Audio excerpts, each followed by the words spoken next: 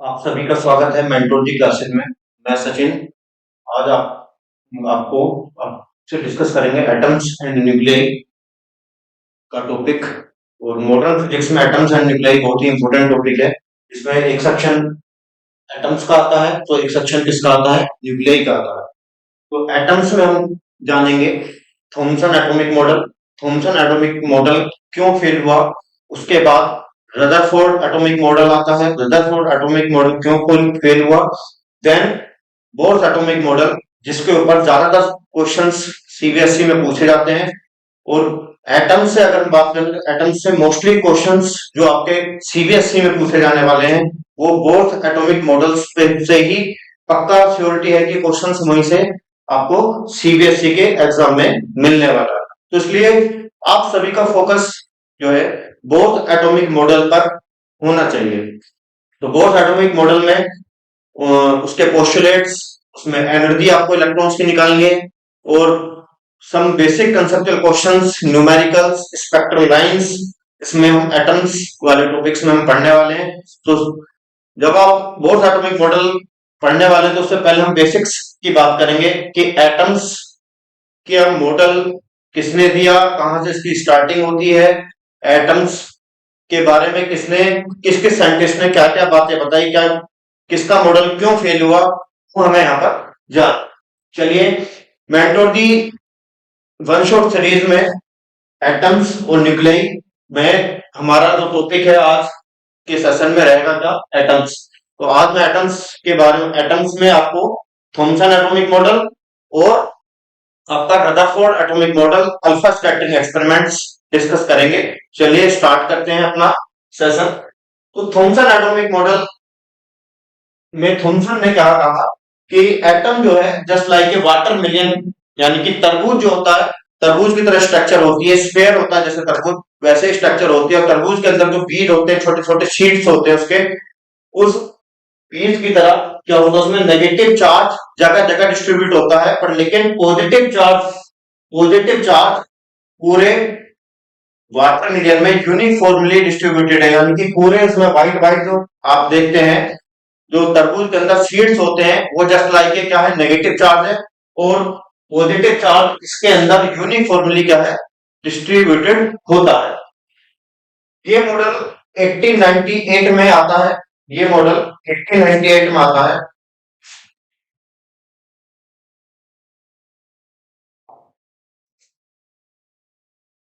ये मॉडल 1898 में आता है। थॉमसन क्या कहते हैं इसमें, atom is a sphere of positively charged metal with electron embedded in it. That means कि मेटल क्या है, एटम क्या है, जैसे स्फेयर होता उसी की तरह होता है एटम। और पॉजिटिव चार्ज इसमें क्या होता है, यूनिफॉर्मली डिस्ट्रीब्यूटेड है, और इलेक्ट्रॉन इसमें जगह जगह एम्बेडेड किए हुए हैं।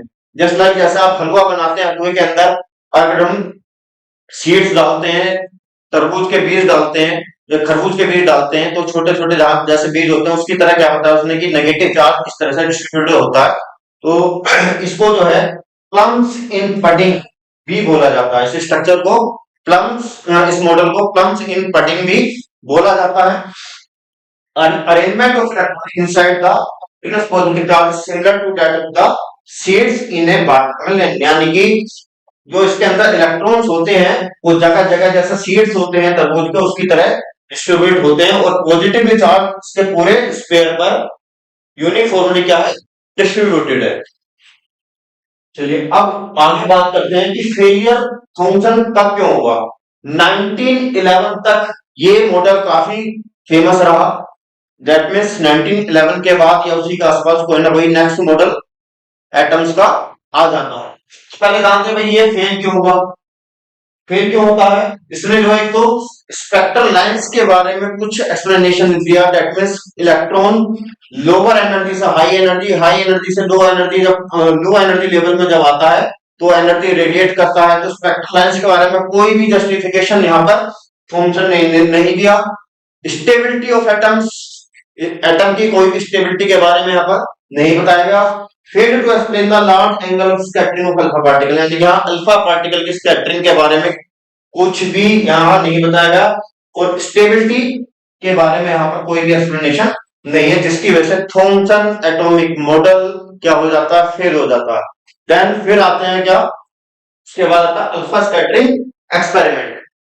अल्फा स्कैटरिंग एक्सपेरिमेंट किसने किया था, सबसे पहले ये जान लीजिए। अल्फा स्कैटरिंग एक्सपेरिमेंट किया था रदरफोर्ड के स्टूडेंट्स एसोसिएट थे, जिनका नाम था क्या, ईगर और मार्सडन। इसलिए इसको कभी कभी ईगर और मार्सडन एक्सपेरिमेंट भी बोला जाता है। वो इसलिए बोला जाता है क्योंकि ये रदरफोर्ड के क्या थे, एसोसिएट स्टूडेंट्स थे, जिन्होंने अल्फा स्कैटरिंग एक्सपेरिमेंट किया था। ठीक है, तो 1911 तक वो पॉपुलर रहता कौन सा, थॉमसन। उसके बाद आता था 1911 में कौन सा, आपका अल्फा स्कैटरिंग एक्सपेरिमेंट, जो कि किसने किया था, गीगर और मार्सडन। चलिए जानते हैं इसमें। तो सबसे पहले तो बात करते हैं कि अल्फा होता क्या है, अल्फा पार्टिकल किसे बोलते हैं। अल्फा पार्टिकल जो होता है, अल्फा पार्टिकल होता है हीलियम न्यूक्लियस। क्या होता है, हीलियम न्यूक्लियस, यानी कि 2He4। 2He4 हीलियम न्यूक्लियस को बोलते हैं, बट लेकिन क्या है, हीलियम आयन है। आयन है तो दैट मीन्स वहां से या तो इलेक्ट्रॉन उसने लिए हैं या इलेक्ट्रॉन दिए हैं। जानते हैं, अगर इसमें से दो इलेक्ट्रॉन आप रिमूव कर देते हो, हीलियम एटम में से अगर हम दो इलेक्ट्रॉन रिमूव कर देते हैं, क्या कहलाएगा, अल्फा पार्टिकल कहलाएगा। यानी कि नंबर ऑफ दो, बट लेकिन इलेक्ट्रॉन हो जाएंगे उसके अंदर जीरो। जब दो इलेक्ट्रॉन वो दे देगा तो उसके अंदर दो दो इलेक्ट्रॉन अगर वो दे देगा, दैट मीन्स इलेक्ट्रॉन कितने हो गए, जीरो। बट लेकिन प्रोटॉन कितने रहेंगे उसके अंदर, दो प्रोटॉन रहेंगे। क्योंकि आप जानते हो ये क्या होता है, उसका एटॉमिक नंबर, और कितने इसके अंदर क्या होंगे, नंबर ऑफ इलेक्ट्रॉन्स। और इसके अंदर नंबर ऑफ प्रोटॉन्स की बात करें तो वो भी कितने होंगे, दो, हीलियम न्यूक्लियस के अंदर। बट लेकिन अगर ये दो इलेक्ट्रॉन है तो ये क्या बन जाता है, हीलियम आइन। और हीलियम आइन ही क्या कहलाता है, आपका पार्टिकल कहलाता है। ठीक है, तो नंबर ऑफ प्रोटॉन्स कितने रहे इसके अंदर, दो, और इलेक्ट्रॉन्स कितने होंगे इसके अंदर, जीरो। तो यहां पर एक डायग्राम बनाया हुआ है, जिसमें मैं आपको समझाता हूँ क्या क्या हो रहा है इस डायग्राम के अंदर। वैक्यूम चैम्बर है ये पूरा, जो आपको सर्कुलर चैम्बर दिख रहा है, क्या है, वैक्यूम चैम्बर है। इस वैक्यूम चैम्बर के अंदर ये लेड ब्लॉक रखा हुआ है। लेड ब्लॉक क्या करता है, लेड की प्रॉपर्टी है, लेड एक हैवी मेटल है। ये क्या करता है कि जो भी गामा पार्टिकल्स होते हैं या फिर रेडियोएक्टिव रेज है, उनको क्या कर लेता है, एब्जॉर्ब कर लेता है। तो यहाँ पर ये लेड ब्लॉक रखा हुआ है। ये क्या है, रेडियोएक्टिव सोर्स है, जैसे कि हमारा बिस्मुथ रेडियोएक्टिव सोर्स है। तो रेडियोएक्टिव सोर्स है, तो रेडियोएक्टिव सोर्स यहाँ पे कोलिनेटर रखा है, जिससे स्ट्रेट यहाँ से ट्रेवल करेंगे, ये रेज स्ट्रेट ट्रेवल करेंगे। ये यहाँ पर गोल्ड फॉइल, यानी कि गोल्ड की फॉइल यहाँ पर रखी हुई है। और गोल्ड फॉइल की जो थिकनेस है वो कितनी है, 2.1 इंटू 10 की पावर माइनस 7 मीटर। ये जो आपको व्हाइट दिख रहा है, ये क्या है, गोल्ड की फॉइल है।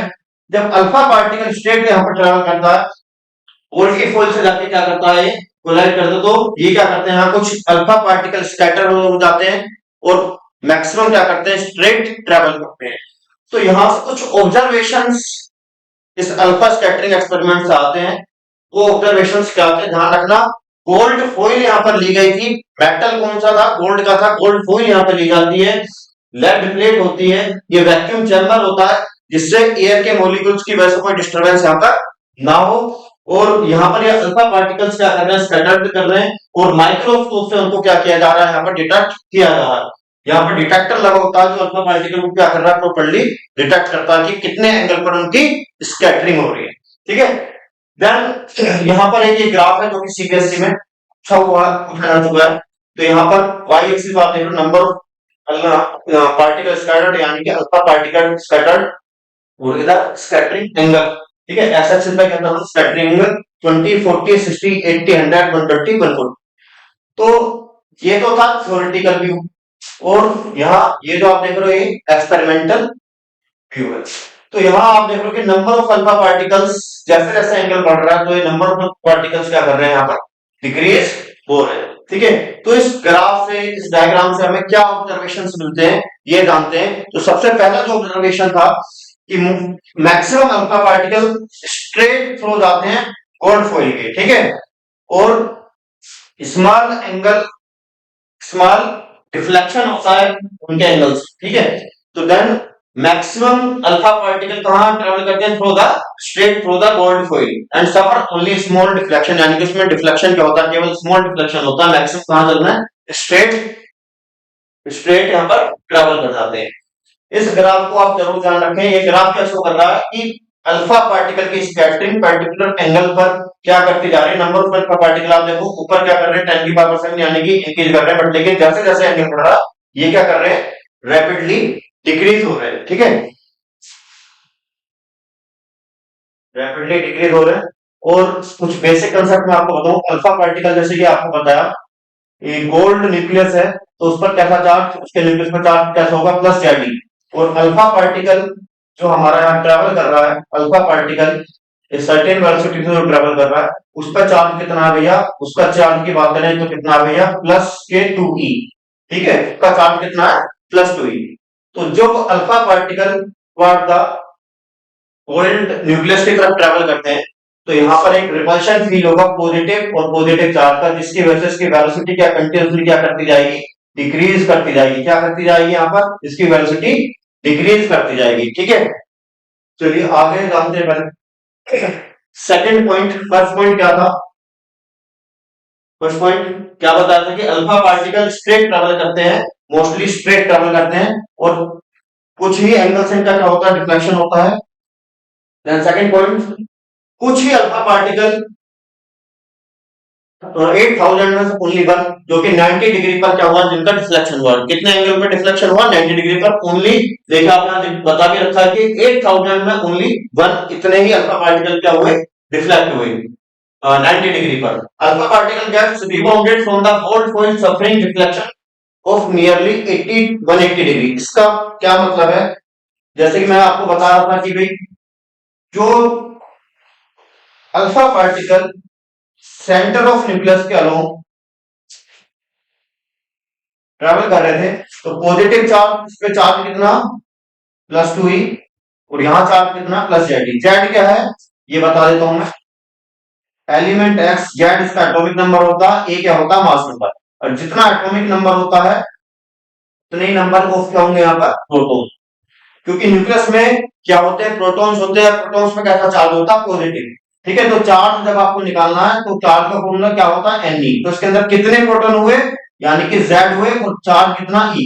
तो इसलिए यहाँ पर न्यूक्लियस पर कैसा चार्ज आया, प्लस जेड। कैसा चार्ज आया न्यूक्लियस पर, प्लस जेड। जेड क्या है यहाँ पर, जेड क्या है यहाँ पर, एटॉमिक नंबर, ठीक है। और गोल्ड की बात करें तो जेड, अगर गोल्ड कोई नहीं हुई तो जेड क्या होगा, गोल्ड का एटॉमिक नंबर यहाँ पर हो जाएगा। और अल्फा पार्टिकल की बात करें तो चार्ज कितना, प्लस 2e।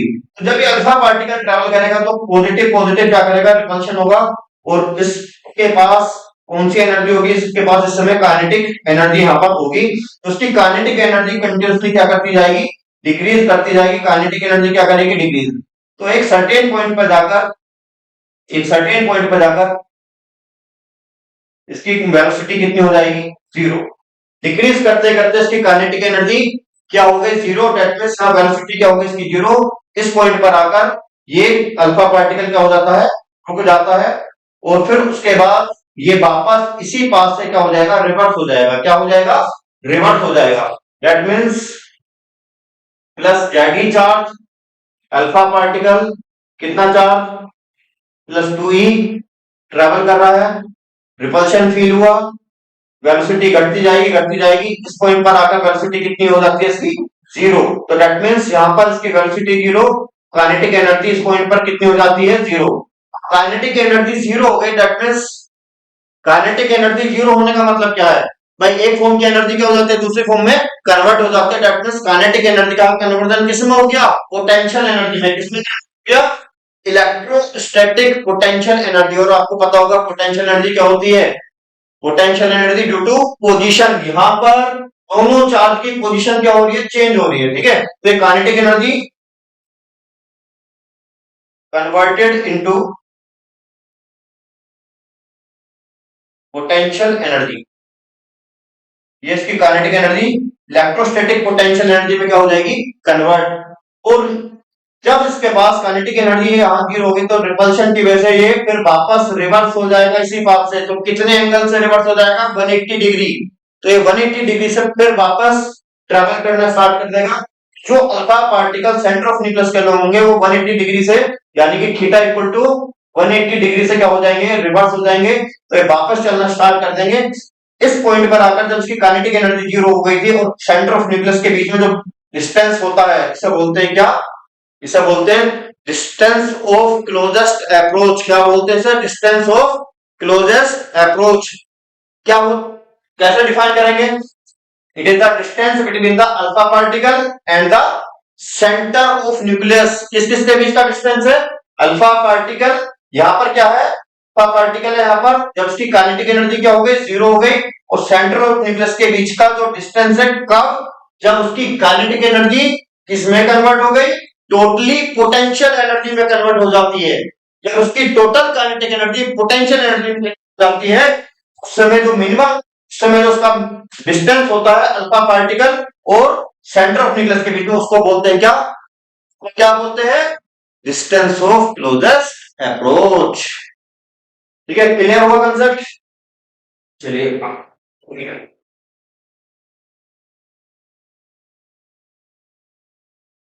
देन ये हमारा पॉइंट क्लियर, ये क्लियर।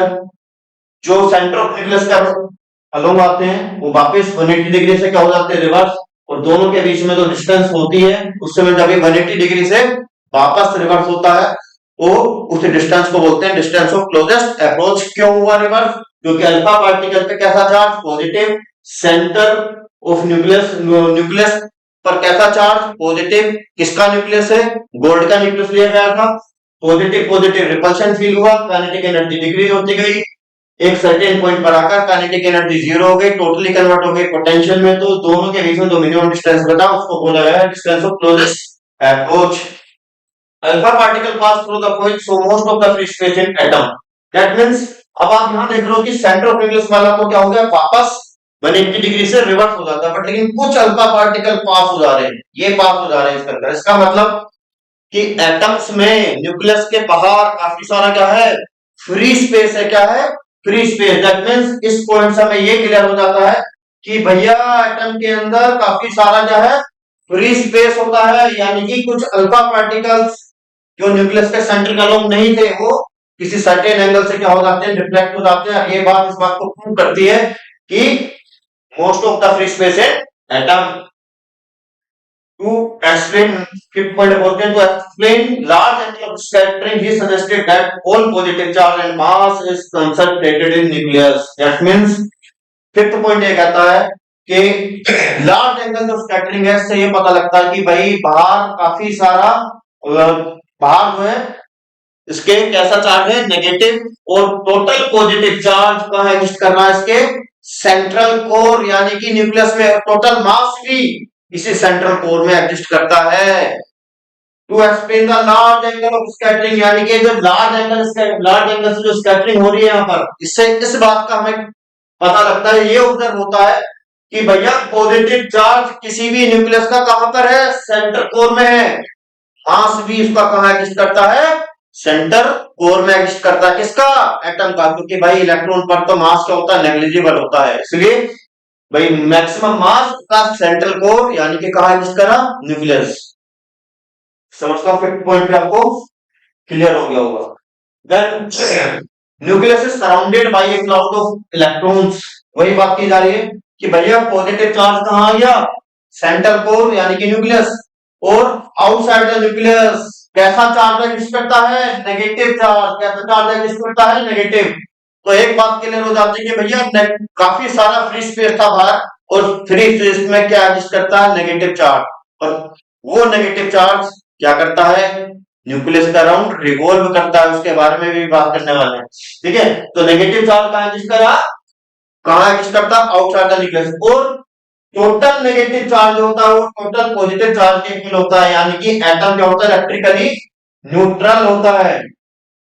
इलेक्ट्रिकली क्या होता है? न्यूट्रल होता है भैया। पॉजिटिव चार्ज किसी भी एटम का किसके इक्वल होता है? नेगेटिव चार्ज के। जैसे कि आपको पता भी है कि three element representation x Z A, जिसमें जेड इसका क्या होता है? जेड होता है एटॉमिक नंबर। और जितना एटॉमिक नंबर होता है उतने क्या होते हैं बच्चों? Number of electrons. उतने क्या होते हैं इसके अंदर? Number of protons. That means positive और नेगेटिव चार्ज क्या होता है? इक्वल होता है। ठीक है, ये कंसेप्ट आपको क्लियर हो गए होंगे। मैं चाहता तो डायरेक्टली बोर्ड एटॉमिक मॉडल का आ सकता था, क्योंकि मेन जो है आपका क्वेश्चन ज्यादातर वहीं से लगता है, लेकिन कुछ बेसिक्स है कि जो आपको आने चाहिए। मैं चाहता हूं कि बच्चों को सभी बेसिक्स कंसेप्ट क्लियर होने चाहिए, ठीक है। Then आगे चलते हैं, डिस्टेंस ऑफ क्लोजेस्ट अप्रोच क्या है। मैं आपको बता चुका हूं कि अल्फा पार्टिकल जो सेंटर ऑफ न्यूक्लियस के अराउंड होता है, जब उसकी kinetic energy positive positive repulsion की वजह से उसकी काइनेटिक एनर्जी कंटिन्यूअसली क्या करती है, डिक्रीज करती है। तो डिक्रीज होता है सर्टेन पॉइंट पर आकर काइनेटिक एनर्जी क्या हो जाती है, उसकी जीरो हो जाती है, और एक काइनेटिक एनर्जी टोटली कन्वर्ट हो जाती है किसमें, इलेक्ट्रोस्टैटिक पोटेंशियल एनर्जी में। इलेक्ट्रोस्टैटिक पोटेंशियल एनर्जी में उस पॉइंट से उस सेंटर ऑफ न्यूक्लियस तक का डिस्टेंस क्या जाता है, क्या क्या डिस्टेंस ऑफ क्लोजेस्ट अप्रोच। चलिए इसको निकालते हैं, डिस्टेंस ऑफ क्लोजेस्ट अप्रोच क्या होती है। डिस्टेंस ऑफ क्लोजेस्ट अप्रोच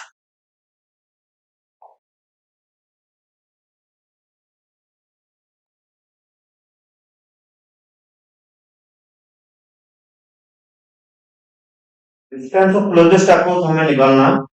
तो सेंटर ऑफ न्यूक्लियस पे क्या था, चार्ज प्लस जेडी, और अल्फा पार्टिकल पे चार्ज कितना, प्लस 2e।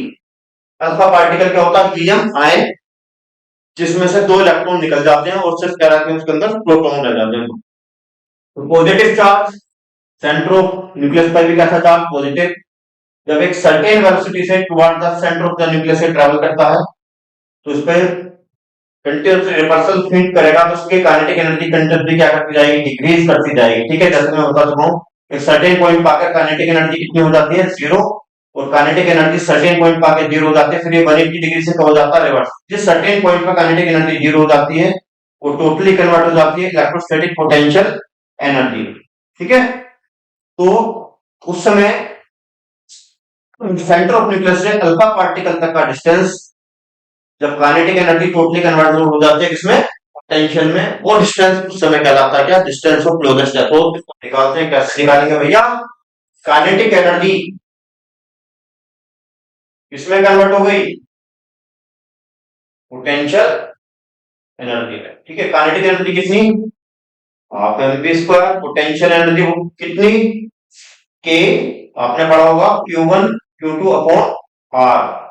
कौन सी एनर्जी है, इलेक्ट्रोस्टैटिक पोटेंशियल एनर्जी। के क्या है, यहाँ पर कांस्टेंट है, और Q1 यानी कि चार्ज ले लेते हैं इसका, और Q2 दैट मींस न्यूक्लियस का चार्ज Zd, तो ये 2e हो जाता है, और ये हो जाता है Q2 Zd अपॉन दोनों के बीच में डिस्टेंस कितना, r नॉट। तो यहां से half M B square equals to आ जाता है 2k Z E square upon R, और आर नॉट हमें निकालना है, तो यहां से आ जाएगा ये 2k Z E square upon half M E square, जो कि कहलाता है डिस्टेंस ऑफ क्लोजेस्ट अप्रोच, ठीक है। तो डिस्टेंस ऑफ क्लोजेस्ट अप्रोच आपको क्लियर हो गया होगा, जिसमें कि एनर्जी कन्वर्जन का कंसेप्ट हमने लगाया कि काइनेटिक एनर्जी कन्वर्ट होगी किसमें, पोटेंशियल, ठीक है। देन आगे चलते हैं, distance of closest approach clear. Rutherford model of an atom, बात आती है भाई, हमने अल्फा स्कैटरिंग एक्सपेरिमेंट का ऑब्जर्वेशन जाने। अल्फा स्कैटरिंग एक्सपेरिमेंट किसने किया था, गेगर मार्सडेन, जो कि स्टूडेंट थे किसके, रदरफोर्ड के। उसमें कुछ मैंने आपको बातें वहां पर क्लियर की, तो उसी के बेस पर रदरफोर्ड एटॉमिक मॉडल आता है। रदरफोर्ड एटॉमिक मॉडल में क्या क्या बातें की गई, an atom consist of central core, atom के अंदर क्या होती है, सेंट्रल कोर होती है, और सेंट्रल कोर में टोटल मास कहां लाई करता है उसका, सेंट्रल कोर में टोटल मास उसका कहां लाई करता है, सेंट्रल कोर में कैसा चार्ज होता है, पॉजिटिव, क्योंकि प्रोटॉन कहां एग्जिस्ट करते हैं, प्रोटॉन न्यूट्रॉन एग्जिस्ट करते हैं कहां पर, न्यूक्लियस के अंदर, ठीक है। तो charge and mass, total mass और चार्ज दोनों ही कहां एग्जिस्ट करते हैं, सेंट्रल कोर, न्यूक्लियस के अंदर। और न्यूक्लियस का साइज काफी ज्यादा छोटा होता है, जो कि 10 की पावर -15 यानी कि 1 फर्मी भी बोलते हैं इसको। और एटम का साइज 10 की पावर माइनस कितना, 10 मीटर, नॉर्मली से नियरली इक्वल होता है। और टोटल पॉजिटिव चार्ज किसके इक्वल होता है, नेगेटिव चार्ज के। वही ऑब्जर्वेशन है जो कि अल्फा स्कैटरिंग एक्सपेरिमेंट की थी। और एटम क्या होता है इलेक्ट्रिकली न्यूट्रल होता है, that means number of electrons किसके इक्वल होते हैं, नंबर ऑफ प्रोटॉन्स के इक्वल होते हैं। नंबर ऑफ इलेक्ट्रॉन्स किसके इक्वल होंगे, नंबर ऑफ प्रोटॉन्स, क्योंकि इलेक्ट्रिकली क्या है, न्यूट्रल। देन आगे चलते हैं, ये इसका मेन है, इसको अच्छे से समझना। Electron revolves around the nucleus in various orbit just like a planet revolves around the sun. जैसे कि प्लैनेट सन के अराउंड रिवॉल्व करता है, ऐसे ही इलेक्ट्रॉन क्या करता है भैया, इलेक्ट्रॉन न्यूक्लियस के अराउंड क्या करता है, रिवॉल्व करता है। और साथ ही साथ इसको रिवॉल्व करने के लिए, जैसे कि आपको सभी बच्चों को पता होना चाहिए कि किसी भी पार्टिकल को सर्कुलर पाथ में घूमने के लिए रिक्वायर्ड होती है सेंट्रीपिटल फोर्स। क्या रिक्वायर्ड होती है, सेंट्रीपिटल फोर्स। तो भैया सेंट्रीपिटल फोर्स इस इलेक्ट्रॉन को कहां से मिली, इलेक्ट्रोस्टैटिक फोर्स ऑफ अट्रैक्शन, यानी कि नेगेटिव और पॉजिटिव चार्ज के बीच में कौन सी फोर्स लग रही है, attractive force, electrostatic force of attraction, जो कि कितनी होती है, F equals to K Q1 Q2 upon R square. पहले चैप्टर में आपने पढ़ा भी होगा, ठीक है। तो orbit just like a planet revolve around the sun, जैसे कि प्लैनेट सन के अराउंड रिवॉल्व करते हैं, ऐसे ही इलेक्ट्रॉन्स क्या करता है, न्यूक्लियस के अराउंड रिवॉल्व करता है। और न्यूक्लियस के अराउंड रिवॉल्व करता है तो उसे क्या चाहिए, सेंट्रीपिटल फोर्स, जो कि कहां से मिलती है उसको, इलेक्ट्रोस्टैटिक फोर्स ऑफ अट्रैक्शन से मिलती है, ठीक है, between the electron and nucleus. चलिए इसका जानते हैं, F equals to electrostatic force पढ़ी आपने, K Q1 Q2 अपॉन कितना, R स्क्वायर। और सेंट्रीपिटल फोर्स बच्चों होती है कितनी, m we square upon r. तो दोनों ही फोर्स हैं, दोनों को यहां से अगर इक्वल रखते हैं तो m we square upon are equals to K Q1 Q2 upon कितना, आर स्क्वायर, ठीक है। जिसमें कि ध्यान है Q1 जो चार्ज है किसका, वो ले लिया हमने न्यूक्लियस का, कितना होगा Z। Q2 चार्ज की बात करें तो वो कितना हो जाएगा, E। Q2 चार्ज हो जाएगा कितना, E। और इसको यहाँ रखेंगे तो सोल्व कर सकते हैं, जिसमें कि मास हमारा किसका होगा, यहाँ पर क्या रिवॉल्व कर रहा है बच्चों, इलेक्ट्रॉन। तो इलेक्ट्रॉन का मास होगा P, इसकी वेलोसिटी जिस वेलोसिटी से रिवॉल्व कर रहा है, टेंजेंट इसके वेलोसिटी यहाँ पर आपको मिल जाएगी। आर क्या है, इसकी रेडियस हो जाएगी, जिस रेडियस से क्या कर रहा है, यहाँ रिवॉल्व कर रहा है, ये इसकी क्या होगी, रेडियस। और कभी भी इलेक्ट्रॉन एक ही स्टेशनरी ऑर्बिट में रिवॉल्व अगर करेगा तो एनर्जी का एक्सचेंज नहीं करेगा। अगर ये इलेक्ट्रॉन एक ऑर्बिट से दूसरे ऑर्बिट में जाएगा, लो से हाई में जाएगा, हाई से लो में आएगा, तो एनर्जी का क्या करता है, एक्सचेंज करता है। इसके बारे में अभी अभी इसकी मैं जब ड्रॉबैक्स समझाऊंगा तो एक्सप्लेनेशन और दूंगा कि इसके ड्रॉबैक्स में ये आता। चलिए, तो Q1 जो चार्ज है वो आपने न्यूक्लियस ले लिया, Q2 चार्ज किसका हो गया, इलेक्ट्रॉन का, ठीक है। तो यहां इसको हम रखते हैं तो m we square upon r उसको आ जाएगा के, Q1 चार्ज कितना जेड ई, और फिर चार्ज कितना Q2 कितना ई अपॉन कितना आर। यहां से आप इसे लिख सकते हो M we square upon are equals to K Z E square upon R. यहां पे बेसिक समझ में। तो आपको क्या क्या बात क्लियर हो जाती है कि किसी भी एटम के अंदर न्यूक्लियस होता है, न्यूक्लियस में ही टोटल पॉजिटिव चार्ज एग्जिस्ट करता है, और उसी के टोटल मास भी कहां एग्जिस्ट करता है, किसी भी एटम का, न्यूक्लियस के अंदर। और न्यूक्लियस के आउटसाइड काफी सारा फ्री स्पेस है, जिसमें क्या इलेक्ट्रॉन्स है, इलेक्ट्रॉन्स रिवॉल्व करते हैं around the nucleus under the action of the centripetal force. और सेंट्रीपिटल फोर्स उसको कहां से मिलती है, electrostatic force of attraction, negative charge electron पर और पॉजिटिव चार्ज कहां पर, न्यूक्लियस पर। अब चलते हैं ड्रॉबैक्स की तरफ। रदरफोर्ड के कुछ ड्रॉबैक्स थे जिसकी वजह से रदरफोर्ड एटॉमिक मॉडल भी क्या हो जाता, फेल हो जाता। फिर हम बाद में बात करते हैं नेक्स्ट इसके बारे में, बोर्स एटॉमिक मॉडल क्यों फेल हुआ। स्पेक्ट्रल स्टेबिलिटी इन्होंने भी एक्सप्लेन नहीं करी, स्टेबिलिटी का कोई एक्सप्लेनेशन यहाँ पर नहीं था कि कितनी एनर्जी होगी, क्या होगा। तो स्टेबिलिटी का रदरफोर्ड ने भी कोई एक्सप्लेनेशन नहीं दिया, जिसकी वजह से रदरफोर्ड एटॉमिक मॉडल भी क्या हो जाता है, फेल हो जाता है। और स्पेक्ट्रल लाइंस के बारे में कुछ नहीं बताया, न्यूक्लियस का चार्ज कितना प्लस जेड। अगर कोई भी इलेक्ट्रॉन है तो वो सर्टेन वेलोसिटी से क्या करता है, रिवॉल्व करता है, पर लेकिन अगर कंटिन्यूसली इसके स्पाइरली वो मूव कर रहा है टुवर्ड द न्यूक्लियस, तो उसके जो एनर्जी है, एनर्जी में क्या आता है, उसके चेंज आता है, एनर्जी और वेलोसिटी भी क्या होती है, उसकी चेंज होती है, जिसके बारे में यहाँ पर कोई भी एक्सप्लेनेशन रदरफोर्ड ने नहीं दिया। और स्पेक्ट्रल लाइंस के बारे में कोई एक्सप्लेनेशन नहीं मिलता, जिसकी वजह से रदरफोर्ड एटॉमिक मॉडल क्या हो जाता है, फेल हो जाता है। देन आफ्टर उसके बाद आएगा हमारा क्या, bourse atomic model. Next session में हम बात करने वाले हैं बोर्स एटॉमिक मॉडल की, और इस सेशन को मैं यहीं पर स्टॉप करता हूं, और आशा करता हूं आप सभी से कि आप जितना भी मैंने आपको बताया है कि काफी सारे कंसेप्ट आपके बेसिक कंसेप्ट क्लियर हुए होंगे, और रदरफोर्ड एटॉमिक मॉडल से आप जो है इसको पढ़ें, और जो भी कोई क्वेरीज आपकी आती है तो आप उसमें मैसेज डाल सकते हैं। मैं क्वेरी को आपको जो है नेक्स्ट वीडियो में जरूर क्लियर करूंगा। नेक्स्ट सेशन हमारा बोर्स एटॉमिक मॉडल के ऊपर रहेगा। Thank you.